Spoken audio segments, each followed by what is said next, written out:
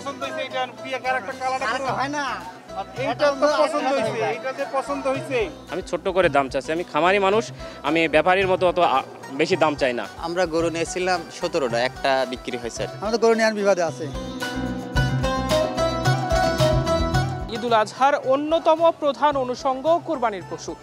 আজ আমরা এসেছি রাজধানীর সর্ববৃহৎ কোরবানির পশুর হাট গাবতলী পশুর হাটে। এখানে আমরা দেখানোর চেষ্টা করব আজ কি হচ্ছে হাটে, ক্রেতা দর্শনার্থীরা কি বলছেন এবং কোরবানি ঈদের সার্বিক প্রস্তুতি। আমরা দেখেছি আসলে সকাল থেকেই মূলত আসলে কিছুটা বৃষ্টি থাকার কারণে ক্রেতাদের উপস্থিতি তেমন একটা লক্ষ্য করা যাচ্ছে না। তবে যারা বিক্রেতা রয়েছেন এবং এই হাটে যে পাইকাররা রয়েছেন তারা যেমনটি বলেছেন যে আসলে বিপুল পরিমাণ পশু তারা এখানে এনেছেন এবং তারা আশা প্রকাশ করেছেন যে কাঙ্ক্ষিত সময়ের মধ্যেই সেই কোরবানির পশুগুলো তারা আসলে ক্রেতাদের কাছে পৌঁছে দিতে পারবেন।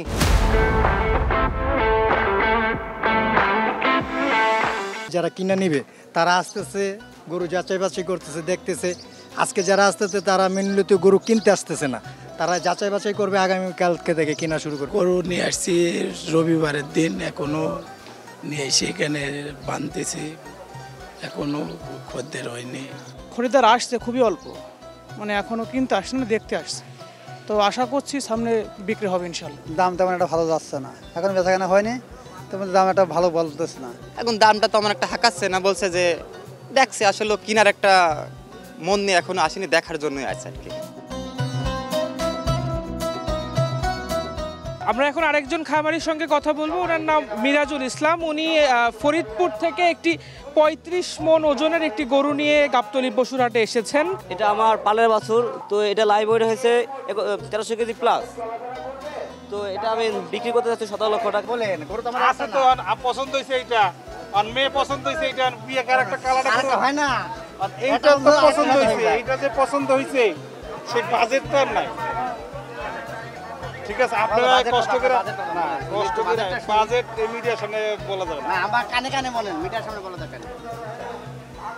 তাহলে এই লাইনে ওই রেঞ্জের গরু নাই।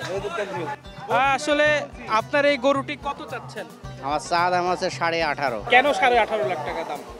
এই গরুটার যে কুচ, গলকম্বল, ঝুট, ওর যে বডি, ডবল বডির গরু, এটার ওজন আছে 1450 কেজি। এবার তো ডিসিপ্লিন অনেক সুন্দর। হ্যাঁ, গরু আইসা দেখলাম 2 দিন, প্রচুর পরিমাণ গরু আছে হাটে, ক্রেতা মনে হয় খুব কম। এজন্য পাইকার যারা এখানে আসছে তারা একটু হতাশার মধ্যে আছে। এরা বলতেছে গরুর বাজার অলরেডি পড়েই রয়েছে। আমরা আজকে 4 দিন 5 দিন ধরে এক একজনে 20টা-25টা গরু নিয়ে আসছি, একটা এখন পর্যন্ত আমাদের সেল হয় নাই। আমাদের যে খরচ এটা আমাদের নিজের থেকে বহন করতে হইতেছে। বাড়ির থেকে শুনছিলাম যে দেশের পরিস্থিতি ভালো না, বিভিন্ন জায়গায় ছিনতাই হয়েছে গাড়ি, তো আসার সময় তেমন কিছু মনে হলো না। বিভিন্ন জায়গাতে দেখলাম পুলিশ প্রশাসন বিভিন্ন জায়গাতে বিভিন্ন মোড়ে মোড়ে অবস্থান করছে, তেমন কোনো সমস্যা হয় নাই। আর হাটের পরিস্থিতি মোটামুটি একটু কাদা ছিল, বৃষ্টি ছিল, মোটামুটি আজকের পরিবেশটা মোটামুটি ভালো, রৌদ্র আবহাওয়াটা মোটামুটি ভালো, কাস্টমার আসছে। এবার আমরা এসেছি যে পাশটিতে আসলে ছাগল এবং ভেড়া বিক্রি হচ্ছিল। এখানে এসে আমরা একটি ছাগল দেখতে পেয়েছি যেটি প্রায় 110 কেজির মতো লাইভ ওয়েট। আমরা আসলে এই ছাগলটি সম্পর্কে জানতে চাই এবং ছাগলের বাজার গাবতলী পশুর হাটে কেমন যাচ্ছে সে বিষয়েও শুনবো এখান থেকেই। ছাগলটা ভাই এটা তোতাপুরি জাতের ছাগল, লাইভ ওয়েট এটার 110 প্লাস। এটা আমরা দাম চাচ্ছি 1,60,000 টাকা। কাস্টমার আসলে বার্গেনিংয়ের সুযোগ আছে, বার্গেনিং করে আমাদের দামে মিললে আমরা দিয়ে দেবো ছাগল। তো আলহামদুলিল্লাহ বেচাকেনা হচ্ছে। এখন ছাগলের বাজার মোটামুটি চলছে, এখন কাস্টমার লাগেনি, তাছাড়া ঘুরছে দেখছে এই আর কি। এবার আমরা যে জায়গাটিতে এসেছি সেটি হচ্ছে এখানে একটি উট আনা হয়েছে, অর্থাৎ গাবতলী পশুর হাটের অন্যতম আকর্ষণের কেন্দ্রবিন্দু, অর্থাৎ দর্শনার্থীদের ভিড় যে জায়গায় সবসময় থাকে সেই একটি উটকে ঘিরে আমরা আসলে সেই উটের যে বিক্রেতা তার সঙ্গে একটু কথা বলতে চাই। এই উটটি কোথা থেকে এনেছেন এবং এই উট সম্পর্কে একটু আমাদেরকে জানাবেন। উট এটা রাজস্থানী উট, আমরা বর্ডার এলাকা থেকে সংগ্রহ করছি, 8 দিন ধরে আসছে।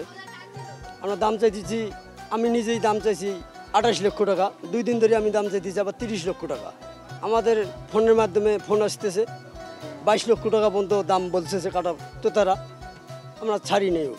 এখনো আমরা আশায় রয়েছি, দেখি আরও কিছু আগায় কিনা। ঢাকা সিটির ভিতরে একটাই উট, আর ওয়ান পিস উট, এইরকম সৌন্দর্য উট নাই। একটি মাত্র উট গাবতলী পশুর হাটে, এই কারণেই কি দাম বাড়লো? এই কারণেই দাম বাড়ছে 2 লাখ।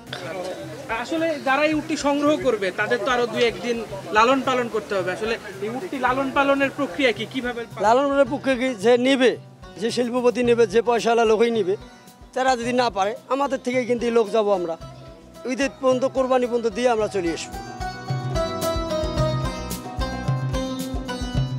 কোরবানির পশুর হাটে গরু ছাগলের পাশাপাশি বিপুল পরিমাণ মহিষের সংগ্রহ দেখা গেছে। আমাদের সঙ্গে একজন মহিষের ব্যাপারী রয়েছেন, তার সঙ্গে আমরা আসলে এইবারকার কোরবানির হাটে মহিষের বাজার সম্পর্কে জানতে চাই। আসলে মহিষের বাজার কেমন যাচ্ছে এবার? 40-60 মন যায়, 40-60 মন, বেশি বেশি। জি, গরু 30-32, মোষ 40।